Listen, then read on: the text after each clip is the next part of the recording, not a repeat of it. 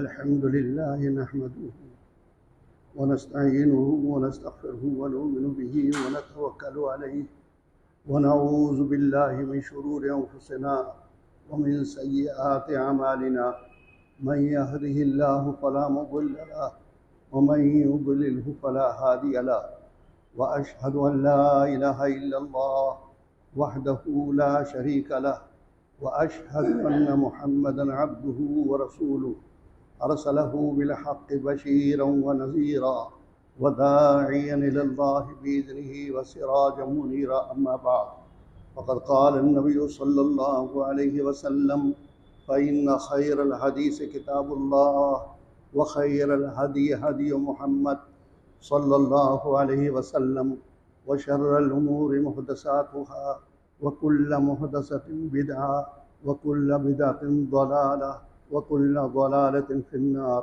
أو كما قال عليه الصلاة والسلام. وقال الله عز وجل في كتابه المجيد أعوذ بالله من الشيطان الرجيم بسم الله الرحمن الرحيم ألف لام ميم ذلك الكتاب لا ريب فيه هدى للمتقين الذين يؤمنون بالغيب ويقيمون الصلاة ومما رزقناهم ينفقون.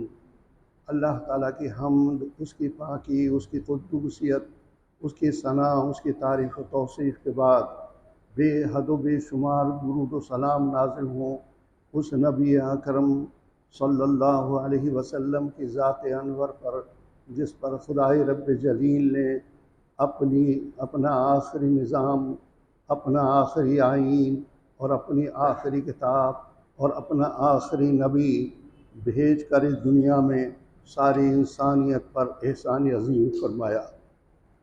اللہ عز و جل کا فرمان ہے کہ سب سے پہلی چیز عقیدہ ہے. ہر عمل کا دار و مدار عقیدے پر ہے. ہر عمل کی مقبولیت کا دار و مدار عقیدے پر ہے. اگر عقیدے میں جھول ہے تو اچھے سے اچھے عمل کا اللہ کی بارگاہ میں کوئی قبولیت نہیں ہے، مقبولیت نہیں ہے. ہم دیکھتے ہیں کہ ہمارے ہم وطن ہندو بہت سارے اچھے کام کرتے ہیں، لیکن اللہ کی بارگاہ میں ان کے اعمال کی کوئی مقبولیت نہیں ہے. جو اچھے کام وہ یہاں اس دنیا میں کرتے ہیں، ان اچھے کاموں کا صلہ انہیں اسی دنیا میں دے دیا جاتا ہے. وَمَا لَهُ فِي الْآخِرَةِ مِن نَصِيب، لیکن آخرت میں ان کے لیے کوئی نصیب نہیں ہے.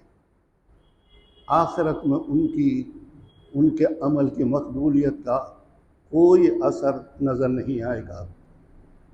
اس طرح ہم سکھوں کو دیکھتے ہیں کہ وہ بھنڈارے لگاتے ہیں اور اپنا بھنڈارا ہر جگہ لے جاتے ہیں، وہ لوگوں کو کھانا کھلاتے ہیں. اللہ کی بارگاہ میں، اللہ کے یہاں ان کے اس عمل کی کوئی مقبولیت نہیں ہوگی قیامت کے دن. وَمَا لَهُ فِي الْآخِرَةِ مِن نَصِيب، اللہ کے یہاں نہیں ہے. اسی دنیا میں انہیں اس کا اجر دے دیا جائے گا اور اس کا صلہ دے دیا جائے گا، یہ اللہ فرماتا ہے. اس لیے ہمیں دیکھنا چاہیے کہ ہماری اس امت محمدیہ میں بہت سارے لوگ ہیں اور بہت سارے عقیدے ہیں اور بہت سارے گروہ ہیں اور بہت سارے مسلک ہیں. ہمیں سب سے پہلے حکم یہ قرآن کریم کا یہ حکم ہے کہ سب سے پہلے فرقوں سے اور مسلکوں سے جان چھڑاؤ.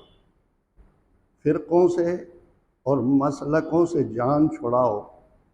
فرقوں اور مسلکوں سے جان چھڑائے بغیر اسلام کی صحیح تصویر تمہارے سامنے نہیں آ سکتی اور تمہیں صحیح عقیدہ حاصل نہیں ہو سکتا. ایک ہی کہتا رہے گا کہ یہ بدعقیدگی ہے، ایک کہتا رہے گا یہ خوش عقیدگی ہے، لیکن یہ فیصلہ اللہ کی ترازو کرے گی. اللہ تعالیٰ نے جو میزان اور جو ترازو ہمیں تولنے کے لیے بھیجی ہے، یہ وہ ترازو ہمیں بتائے گی کہ صحیح العقیدہ شخص کون سا ہے اور کس فرقے کا عقیدہ صحیح ہے اور کون سا فرقہ بدعقیدگی پر قائم ہے۔ اللہ تعالیٰ فرماتا ہے الف لام میم ذالک الکتاب، یہ اللہ کی کتاب ہے، اس میں کوئی شک نہیں۔ اس کتاب کے اللہ کی کتاب ہونے میں، آسمانی کتاب ہونے میں کوئی شک نہیں۔ یہ اللہ کی کتاب ہے، اس میں کوئی شک نہیں۔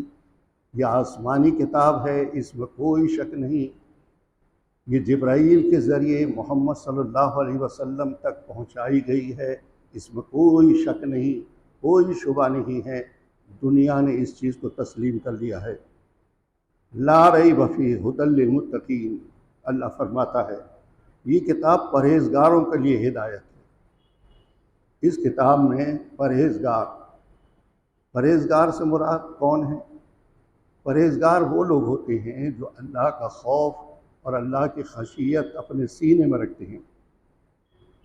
ان کے دل میں یہ ڈر ہوتا ہے کہ ایک دن آنے والا ہے اور اس دن ہمارے اعمال کے بارے میں سوالات ہوں گے، جو قیامت کے دن سے ڈرتے ہیں۔ یہ کتاب پرہیزگاروں کے لیے، متقین کے لیے ہدایت ہے۔ الذین یؤمنون بالغیب، اب اللہ تعالیٰ نے اس آیت پاک میں متقین کی، پرہیزگاروں کی 3 صفات بیان فرمائی۔ الذین یؤمنون بالغیب، جو نماز قائم کرتے ہیں، یہ پہلی صفت۔ وَيُقِيمُونَ الصَّلَاةَ، فرمایا الذین یؤمنون بالغیب، جو غیب پر ایمان لاتے ہیں، یہ پہلی صفت ہے۔ غیب پر ایمان لانا، قیامت کے دن پر ایمان لانا، اپنے مرنے پر ایمان لانا، پھر اس کے بعد قیامت کے دن کے بعد پرس پر ایمان لانا۔ وَيُقِيمُونَ الصَّلَاةَ، اور نماز قائم کرتے ہیں، یہ دوسری صفت۔ اور تیسری صفت وَمِمَّا رَزَقْنَاهُمْ يُنْفِقُونَ، اور ہم نے جو انہیں دیا ہے اس میں سے ہماری راہ میں خرچ کرتے ہیں، یہ تیسری صفت ہے۔ یہ تیسری صفت ہے نماز اور زکوٰۃ۔ یہ 2 بہت ہی اہم اعمال میں سے بہت اہم اعمال ہیں، بہت اہم اعمال ہیں۔ جس قوم میں یہ 2 عمل ہوں گے، اس قوم کے پاس کبھی تنگ دستی نہیں ہوگی، وہ قوم کبھی مغلوب نہیں ہو سکتی۔ اللہ رب العالمین فرما رہا ہے، فرماتا ہے اقیموا الصلاۃ وآتوا الزکوٰۃ، نماز قائم کرو اور زکوٰۃ دو۔ نماز کا قیام اور زکوٰۃ کا نظام، یہ 2 نظام اور یہ 2 اعمال اتنے وزنی ہیں، اتنے وزنی ہیں کہ اللہ کے رسول صلی اللہ علیہ وسلم نے ان دونوں کے بارے میں ابھی میں 32 احادیث پاک آپ لوگوں تک پہنچانے کی کوشش کروں گا۔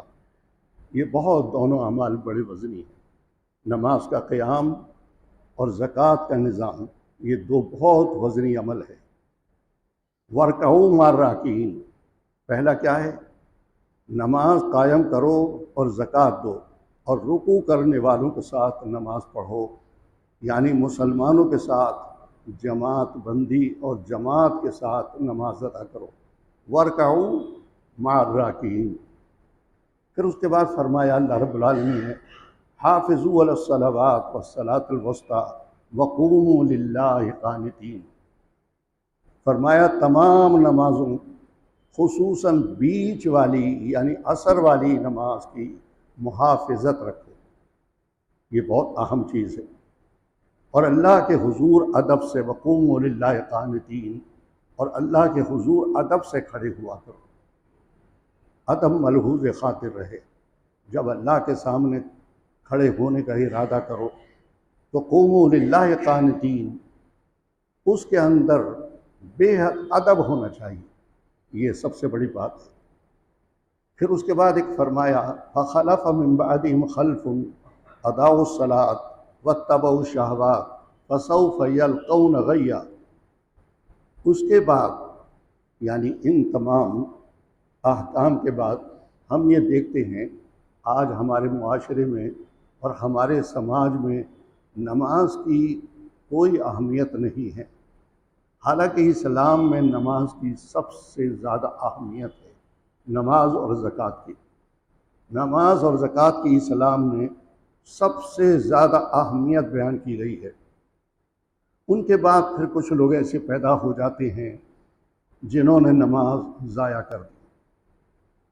نماز کے ضیاع اور نماز کے ضائع کرنے کو کوئی اہمیت نہیں دیتے اور نفسانی خواہشوں کا اتباع کرتے ہیں، اپنی نفسانی خواہشات کا اتباع کرتے ہیں۔ ارأیت من اتخذ الہہ ہوا، اللہ کے رسول صلی اللہ علیہ وسلم پر یہ آیت نازل ہوتی ہے، اے میرے پیارے حبیب تم نے اس شخص کو نہیں دیکھا، ارأیت من اتخذ الہہ ہوا، جس نے اپنی خواہش نفس کو ہی خدا بنا لیا ہے، اپنی خواہش نفس کی اتباع کو اپنا خدا سمجھ لیا ہے، اپنا الہ بنا لیا ہے، اپنا معبود بنا رکھا ہے۔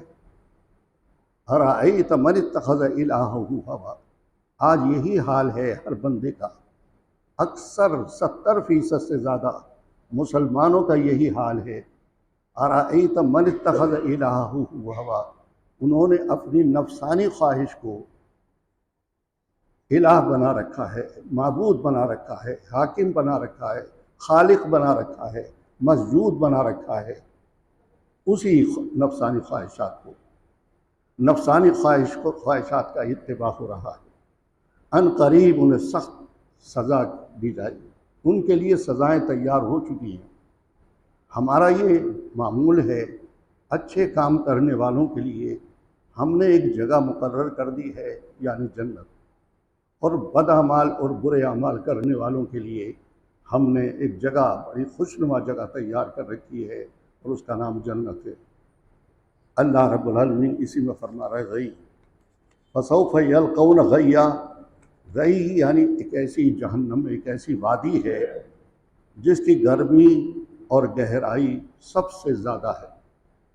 اس گہرائی میں ان بے نمازیوں کو جو بالکل پرواہ نہیں کرتے نماز کی پرواہ نہیں کرتے، اس فسوف یلقون غیا، انہیں اس جگہ ڈالا جائے گا۔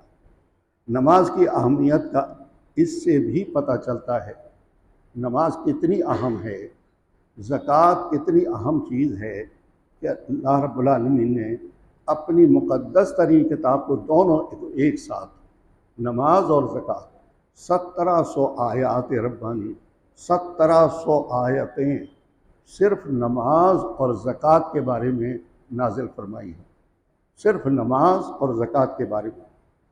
اللہ عز و جل نے سارے احکام اپنے پیارے حبیب صلی اللہ علیہ وسلم کو زمین پر عطا فرمائے، لیکن جب نماز فرض کرنا منظور ہوئی، جب نماز جیسا تحفہ دینا اللہ رب العالمین نے منظور فرمایا، تو اپنے پیارے حبیب صلی اللہ علیہ وسلم کو معراج پر بلا کر شب اسراء میں یہ تحفہ عطا فرمایا۔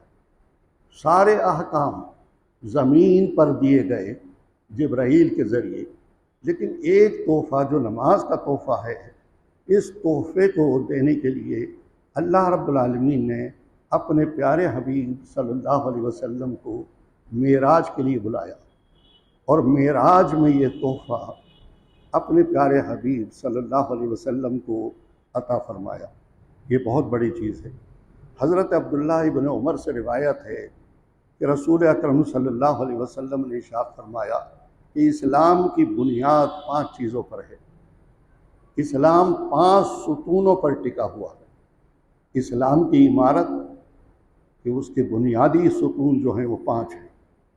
فرمایا نمبر 1، اس امر کی شہادت دینا، اس امر کی شہادت دینا کہ اللہ کے سوا کوئی معبود نہیں ہے، کوئی مسجود نہیں ہے، کوئی الہ نہیں ہے، کوئی حاکم نہیں ہے، کوئی خالق نہیں ہے، کوئی مالک نہیں ہے، ان الحکم الا للہ، بس اگر کوئی حاکم ہے تو الیس اللہ باحکم الحاکمین، اللہ سے بڑا کوئی احکم الحاکمین کوئی حاکم نہیں ہے۔ دوسرا محمد صلی اللہ علیہ وسلم اس کے خاص بندے اور اس کے رسول ہیں۔ محمد صلی اللہ علیہ وسلم اللہ کے بندے ہیں، اللہ کے خاص بندے ہیں اور اس کے بھیجے ہوئے رسول ہیں، خاتم النبیین ہیں۔ نمبر 2، نماز قائم کرنا، یہ اسلام کے ستونوں میں سے دوسرا ستون ہے نماز قائم کرنا۔ تیسرا ستون زکوٰۃ دینا، چوتھا ستون حج کرنا۔ لیکن نماز ہر ایک پر فرض ہے، زکوٰۃ اس شخص پر فرض ہے جو صاحب مال ہو اور صاحب نصاب ہو، زکوٰۃ اور حج بھی اس شخص پر فرض ہے جو صاحب نصاب ہو، صاحب استطاعت ہو، من استطاع الیہ سبیلا، جو وہاں جانے کی استطاعت رکھتا ہو مالی حساب سے اور جسمانی حساب سے۔ ماہ رمضان کے روزے رکھنا یہ بھی ہر شخص پر فرض ہے، یہ فرمایا ماہ رمضان کے روزے رکھنا۔ حضرت عبداللہ بن مسعود نے پوچھا، یا رسول اللہ صلی اللہ علیہ وسلم، اللہ کے نزدیک سب سے زیادہ محبوب عمل کیا ہے؟ حضرت عبداللہ بن مسعود سوال کرتے ہیں، کہتے ہیں، یا حبیب اللہ، اے اللہ کے رسول، اللہ کے نزدیک سارے اعمال میں سب سے زیادہ محبوب عمل کون سا ہے؟ تو آپ صلی اللہ علیہ وسلم نے فرمایا، وقت کے اندر نماز ادا کرنا، وقت کے اندر نماز ادا کرنا۔ وقت ٹال کر جو لوگ نمازیں ادا کرتے ہیں وہ اللہ کے محبوب کی سچی سنت پر عمل نہیں کرتے، کیونکہ آپ صلی اللہ علیہ وسلم نے حضرت علی المرتضیٰ کرم اللہ وجہہ الکریم کو وصیت فرمایا جب نماز کا وقت ہو جائے تو اس کے پڑھنے میں دیر نہ کرنا، جب جنازہ تیار ہو جائے تو اس کی تدفین میں، اسے دفن کرنے میں دیر مت کرنا۔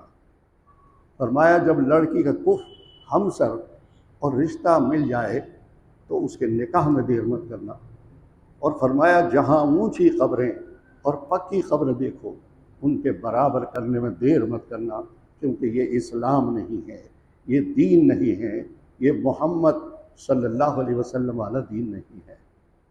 میں نے عرض کیا اس کے بعد پھر کیا؟ یہ تو بتا دیا، پھر کیا؟ تو فرمایا ماں باپ کے ساتھ نیکی کرنا، حسن سلوک، یہ دوسرا عمل ہے، کیونکہ اللہ رب العالمین نے وَقَضَىٰ رَبُّكَ أَلَّا تَعْبُدُوا إِلَّا إِيَّاهُ، فرمایا یہ اللہ کا فیصلہ ہے، یہ امر ہے کہ اللہ کی بندگی کرو۔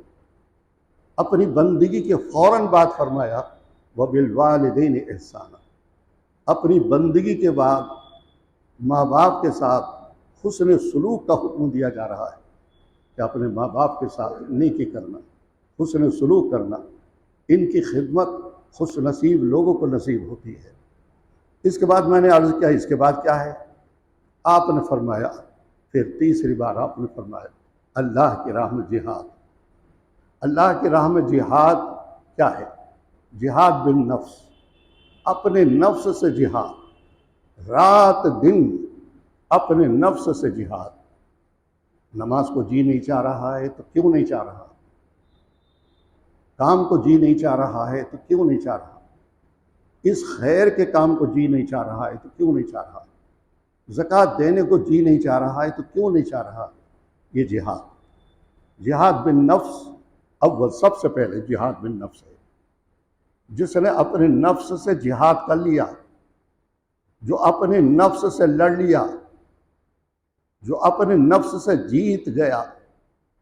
نفس سے جیتنا ہے سب سے بڑی چیز، جیسا کہ اللہ کے رسول صلی اللہ علیہ وسلم پر آیت ہوتی ہے، ارأیت من اتخذ الہہ ہوا۔ اے میرے پیارے حبیب، آپ ایسے انسانوں کو نہیں دیکھتے؟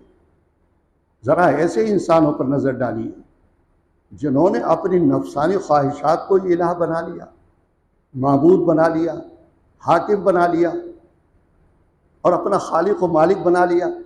یہ نفس مالک ہے؟ کیا یہ نفس خالق ہے؟ کیا یہ نفس حاکم ہے؟ الیس اللہ بأحکم الحاکمین، اللہ سب سے بڑا حاکم ہے۔ حضرت عمر نے سوال کیا، یا رسول اللہ، اسلام میں سب سے زیادہ اللہ کے نزدیک کون سی چیز سب سے زیادہ اچھی ہے اسلام میں؟ حضرت عمر بن خطاب پوچھتے ہیں، یا حبیب اللہ، اللہ کے نزدیک اسلام میں اللہ کے نزدیک سب سے اچھی چیز کون سی ہے؟ پھر اس کے بعد فرمایا، جواب دیا آقا علیہ الصلوۃ والسلام نے، وقت پر نماز پڑھنا۔ وقت ہو گیا، نماز کی ادائیگی۔ ہم بڑے بڑے علماء کرام کو دیکھتے ہیں اور بڑے بڑے علماء کرام کو پڑھتے ہیں، اللہ گواہ ہے، ان سارے بڑے بڑے علماء کرام نے کہا ہے کہ وقت پر نماز پڑھنا یہ اعمال اسلام میں سب سے بڑا عمل ہے اور سب سے افضل عمل ہے اور اللہ کے نزدیک سب سے پسندیدہ عمل ہے۔ ہم یہ بھی جانتے ہیں کہ عصر کی نماز 4:30 بجے لوگ ادا کرتے ہیں، جبکہ اس کا وقت اول وقت 4:30 بجے ہو جاتا ہے، اور بہت بڑے بڑے علماء نے کہا ہے کہ 4:30 بجے والا جو ہے ایک مثل پر یہی قوی ہے، یہی مضبوط ہے، لیکن اس کے بعد ہم ان کے مقلدین کو، ان کے متبعین کو دیکھتے ہیں کہ وہ اللہ کی بات اور اس کے رسول کی بات کو درکنار اپنے مولویوں کی بات بھی نہیں مان رہے۔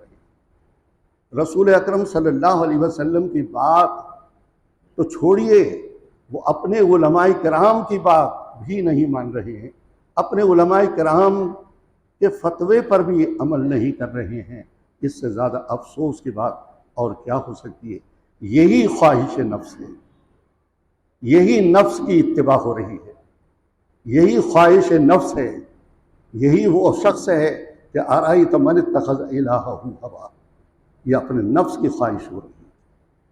اپنے علماء کے درگزر کرتے ہیں، کہیں وہ اپنے علماء کو حدیث پر ترجیح دیتے ہیں، کہیں اپنے علماء کو یا اپنے علماء کو بھی نہیں گردانتے۔ یہ انتہائی افسوس کی بات ہے۔ فرمایا وقت پر نماز پڑھنا یہ سارے اعمال میں سب سے اچھا عمل ہے۔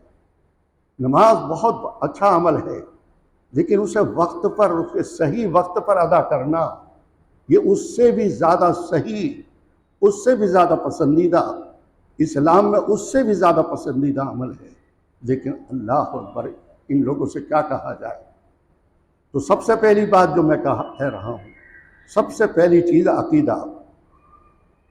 انسان کے ہر عمل کا دار و مدار عقیدے پر ہے۔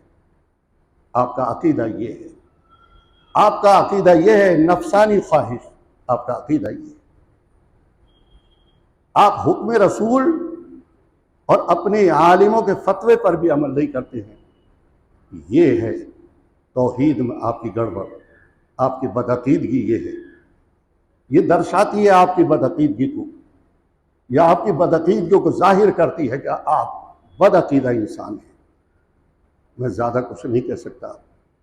اگر مجھے 2-3 گھنٹے کہیں مل جائیں تو میں ان فرقہ پرست، ان مسلک پرستوں کے عقیدوں کو اگر بیان کرنے لگوں تو خدا کی قسم کوئی بھی مجھے نظر نہیں آتا کہ وہ خوش عقیدہ ہے۔ بدعقیدگیاں اتنی بھری پڑی ہیں علماء کرام کے بارے میں اور صوفیاء کرام کے بارے میں، اولیاء کرام کے بارے میں، اتنی بدعقیدگیاں بھری ہوئی ہیں کہ الہمہ والحفیظ اللہ اپنے امان میں رکھے۔ فرمایا وقت پر نماز ادا کرنا۔ اس کے بعد جس نے نماز چھوڑ دی اس کا دین میں کوئی حصہ نہیں ہے، یہ بھی فرمایا حضرت عمر بن خطاب سے۔ پہلا نمبر وقت پر نماز پڑھنا۔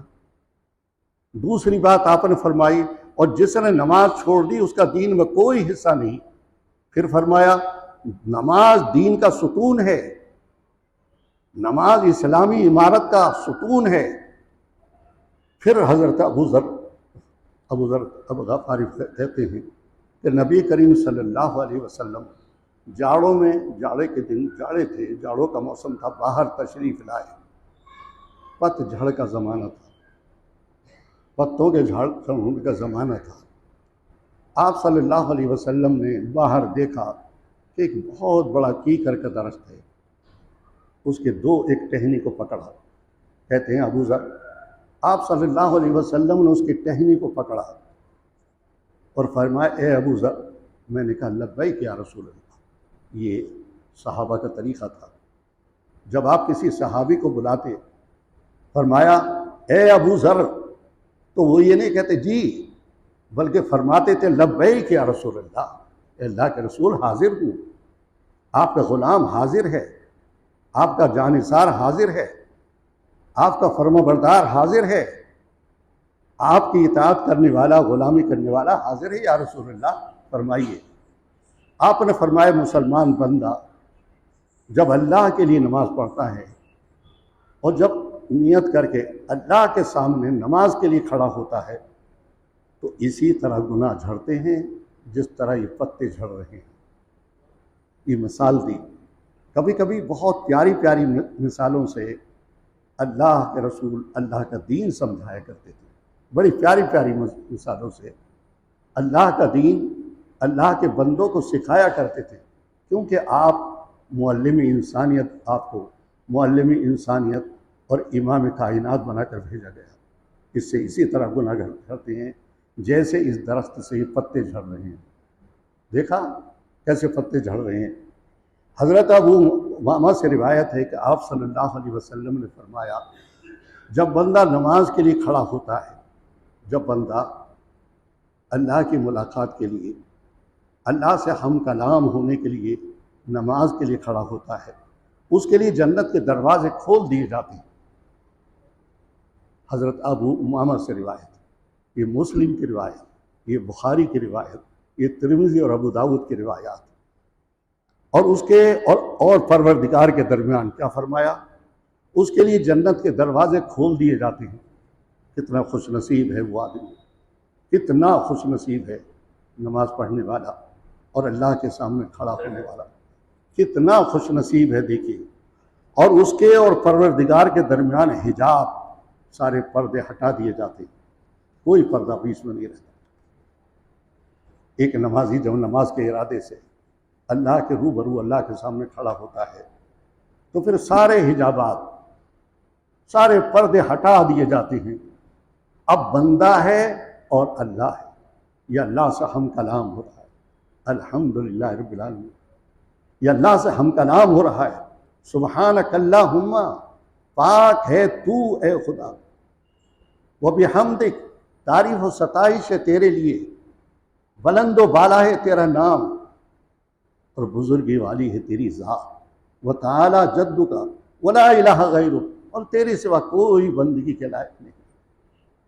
میں ہر ایک سے منہ موڑ کے آیا ہوں تیرے سامنے سرو سجود ہونے کے لیے، کبھی رکوع کی شکل میں، کبھی سجدے کی شکل میں، کبھی قیام کی شکل میں تیرے سامنے کھڑا ہونے کے لیے آیا ہوں۔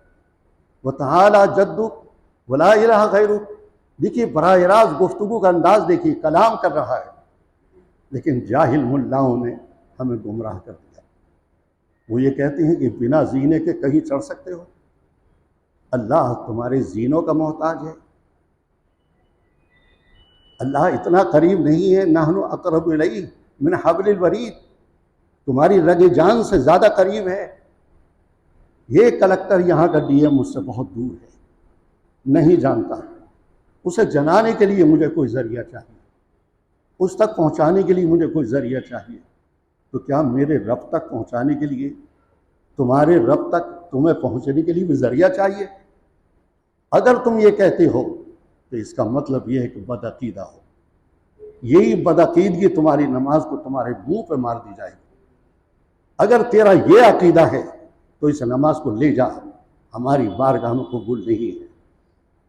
ہماری بارگاہ میں تیری یہ نماز، تیری اس نماز کی ہماری بارگاہ میں کوئی ضرورت نہیں ہے۔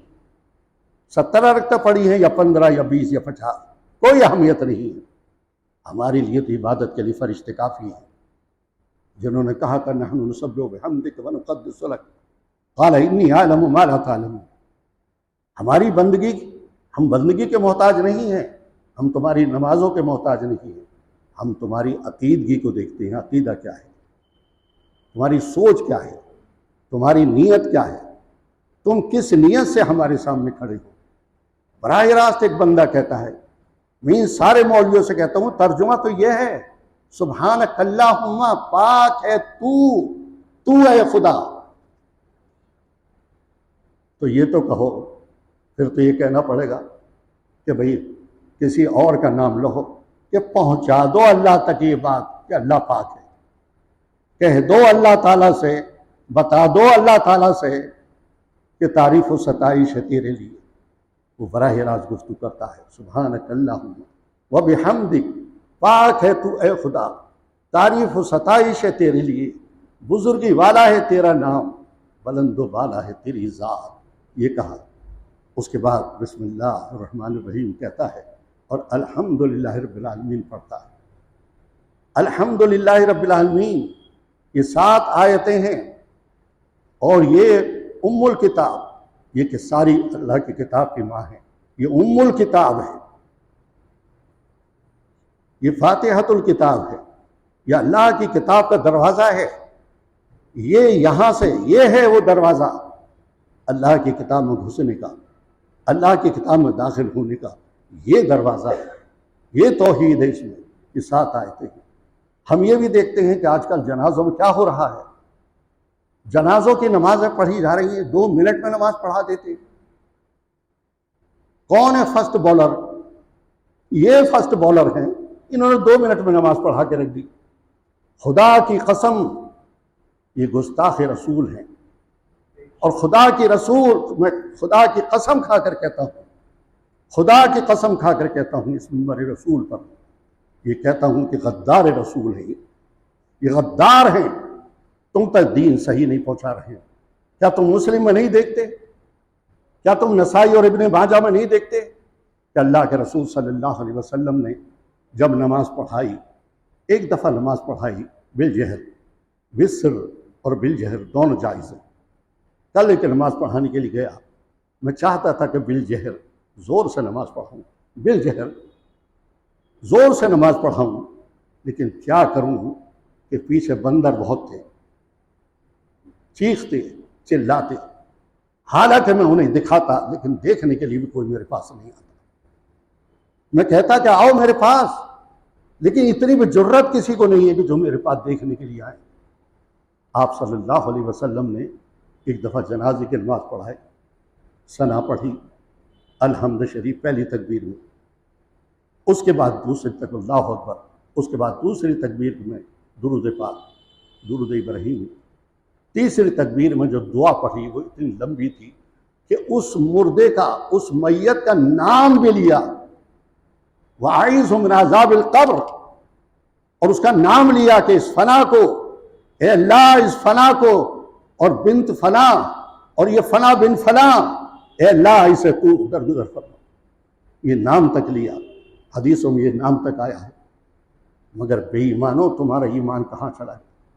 تم غدار زمانہ ہو، تم مصطفیٰ کے غدار ہو جو اس بات کو نہیں بتاتے۔ صحابی رسول نے، حضرت حذیفہ کہتے ہیں کہ میں نے نماز پڑھی اور میں بہت زیادہ چیخ چیخ کر رونے لگا، کاش اس میت کی جگہ پر میں ہوتا اور مصطفیٰ کی دعا مجھے نصیب ہو جاتی، کاش اس جگہ پر جس کی نماز ابھی ابھی میرے آقا نے پڑھائی ہے، کاش میں اس جگہ پر ہوتا اور یہ دعا مجھے نصیب ہو گئی ہوتی۔ کتنی دفعہ چاہتا ہوں کہ میں زور سے پڑھا کے لوگوں کو دکھا دوں کہ اتنی بڑی دعا ہے، 2 منٹ میں پڑھا دیتے ہو۔ جن نمازوں میں، جن جنازے کی نمازوں میں سورہ فاتحہ نہیں پڑھی جاتی، وہ جنازے مکمل نہیں ہیں۔ میں دعوے کے ساتھ کہتا ہوں، آپ صلی اللہ علیہ وسلم نے جنازے کی نماز میں سورہ فاتحہ پڑھی اور پڑھنے کا حکم دیا۔ یہ حکم رسول ہے، امر رسول ہے، سنت رسول ہے، اور یہ حدیث ایسی نہیں، یہ حدیث متواتر ہے، متواتر بیان ہوتی چلی آئی ہے صحابہ کرام سے، یہ وہ حدیث ہے۔ اب میں نے بہت بڑے مولوی صاحب کو دیکھا، بہت بڑے، میں نام نہیں لے رہا، دیوبند کے سب سے بڑے مولوی صاحب نے کیا فرمایا ہے فتاوی رشیدیہ میں کہ دعا کی نیت سے پڑھ لے، قرات کی نیت سے نہ پڑھے۔ اللہ کے بندے، خدا کا خوف نہیں ہے؟ جب وہ دعا کی نیت سے پڑھے گا تو قرات تو ہو گئی۔ یعنی کیسا کہہ رہا ہے؟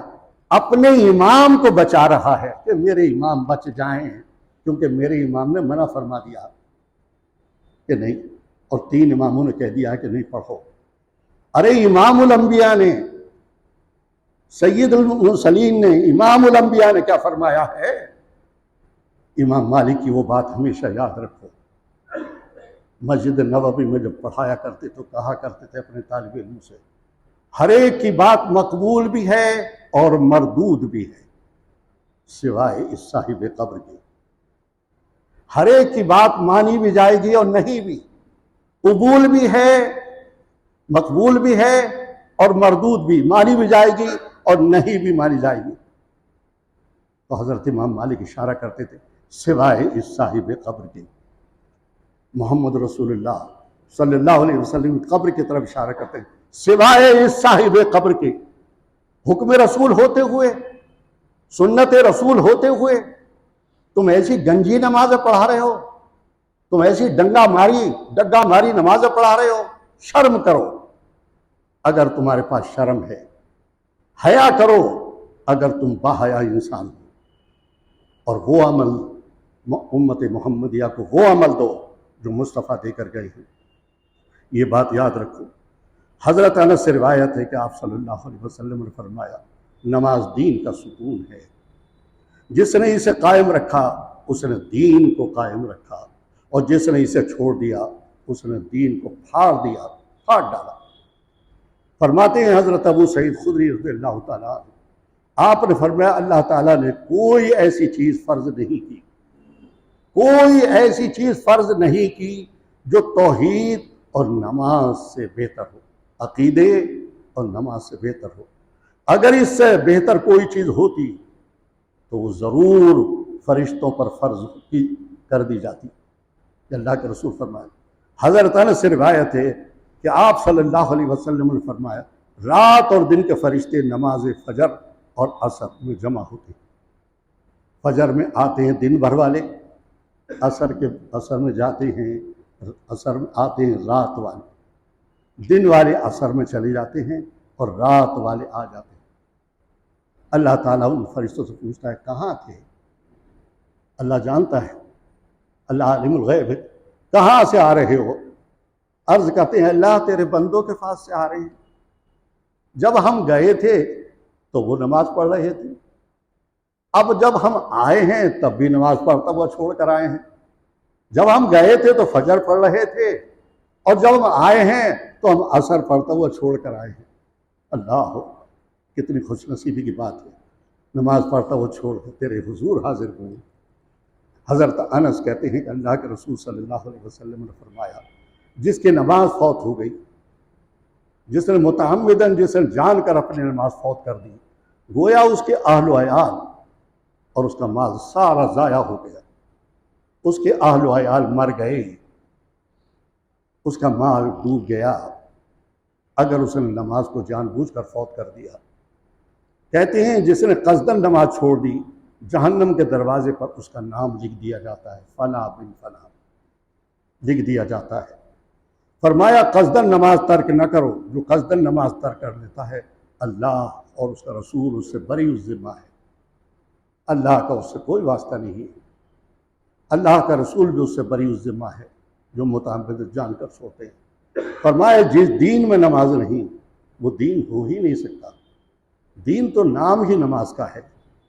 فرمایا اسلام میں اس کا کوئی حصہ نہیں ہے۔ فرمایا آپ نے جس نے نماز کی محافظت کی، جس نے نماز کی محافظت کی، قیامت کے دن وہ نماز اس کے لیے نور بن جائے گی، اس کے لیے برہان بن جائے گی، اس کے لیے نجات بن جائے گی، اور جس نے نماز کی محافظت نہ کی یہ چیز اس کے لیے نہیں ہوگی۔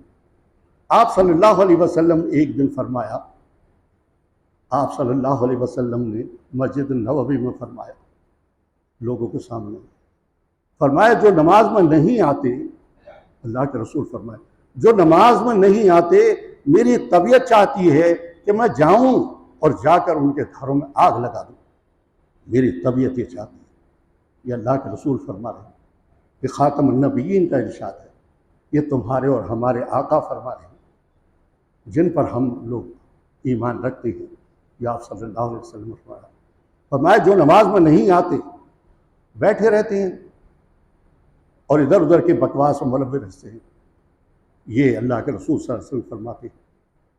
یہی اللہ کے رسول صلی اللہ علیہ وسلم پر ایک آیت نازل ہوتی ہے تو اللہ کے رسول صلی اللہ علیہ وسلم پر یہ آیت نازل، ما سلککم فی سقر قالوا لم نک من المصلین ولم نک نطعم المسکین وکنا نخوض مع الخائضین۔ جنتی سوال کریں گے جہنمیوں سے، پہچان تو ہوگی، اچھا ارے بھائی تم بھی جہنم میں جا رہے ہو؟ بھائی ہم تو تمہیں وہاں دیکھا کرتے تھے، کیا تمہارے بارے میں بھی جہنم کا فیصلہ ہو گیا؟ ہاں، لم نک من المصلین، 4 باتوں کی وجہ سے ہمارے لیے جہنم کا فیصلہ ہوا ہے۔ وہ جہنمی کہیں گے ہاں جہنم میں جا رہے ہیں، 4 باتوں کی وجہ سے جہنم کا فیصلہ ہوا۔ لم نک من المصلین، ہم نماز نہیں پڑھتے تھے، وکنا نخوض ولم نک نطعم المسکین، اور ہم مسکینوں کی کوئی پرواہ نہیں کرتے تھے، کھانا بھی نہیں کھلایا کرتے تھے، یہ رواج ہمارے یہاں نہیں تھا، ہم اس کی پرواہ نہیں کرتے تھے کہ ہم کھانا بھی کھلائیں۔ اللہ کے رسول صلی اللہ علیہ وسلم نے فرمایا جس گھر میں کھانا کھلانے کا رواج ہوگا، جس گھر میں کھانا کھلانے کا رواج ہوگا، آپ فرماتے ہیں اس وحدہ لا شریک کی قسم جس کے قبضے محمد کی جان ہے، یوں اشارہ فرما، اس اللہ کی قسم جس کے قبضے میں اس محمد کی جان ہے، اس کے گھر میں کبھی تنگی اور تنگ دستی نہیں رہ سکتی، اس کے گھر میں کبھی بیماریاں حاوی نہیں آ سکتی، اس کے گھروں میں کوئی ٹینشن نہیں رہ سکتی، وہ ڈپریشن میں نہیں رہ سکتی۔ کھانا کھلانا بھی عبادتوں میں سے ایک عبادت ہے، نیکیوں میں سے ایک بڑی خاص عبادت ہے۔ حضرت ابراہیم علیہ السلام کی روایت میں آتا ہے کبھی آپ نے اکیلے کھانا نہیں کھایا، باہر جاتے اور انتظار کرتے کہ کوئی مل جائے کوئی مل جائے، جب 1-2 نظر آ جاتے تو انہیں بلاتے اور ان کے ساتھ کھانا کھایا۔ حضرت ابراہیم قسم کھا کے کہتے ہیں میں نے کبھی اکیلے کھانا نہیں کھایا۔ یہ انبیاء علیہ السلام کی سنت ہے۔ میری طبیعت چاہتی ہے کہ میں جاؤں اور جا کر ان کے گھروں میں آگ لگا دوں۔ اقول قولی ھذا واستغفر اللہ لی ولکم ولسائر المسلمین من کل ذنب فاستغفروہ انہ هو الغفور الرحیم۔